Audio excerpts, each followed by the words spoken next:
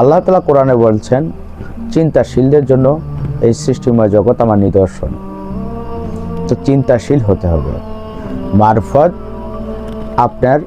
আপনি আসবে না, এটা ধ্যানের মাধ্যমে আনতে হবে।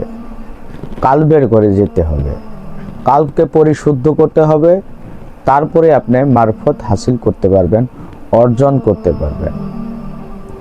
আপনি একটা বিল্ডিং বাহিরের চাকচিক্য যদি থাকে, ভিতরে স্ট্রাকচার যদি ভীম রড এই সমস্ত জিনিস মজবুত দেওয়া না থাকে, এটা ক্ষণিকের জন্য বিল্ডিংটা সৌন্দর্য দেখা যাবে, কিন্তু কোনো ঝড় তুফান আসলে অটোমেটিক সেটা ভাঙিয়া পড়বে। তো আগে ভিতরটা মজবুত করতে হবে, তারপর আপনি চাকচিক্যের দিকে যান, শরীয়তটার দিকে যান।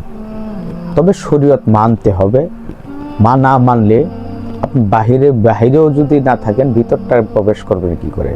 আগে বাহিরে থাকতে হবে, তবেই তো ভিতরে ঢুকতে হবে।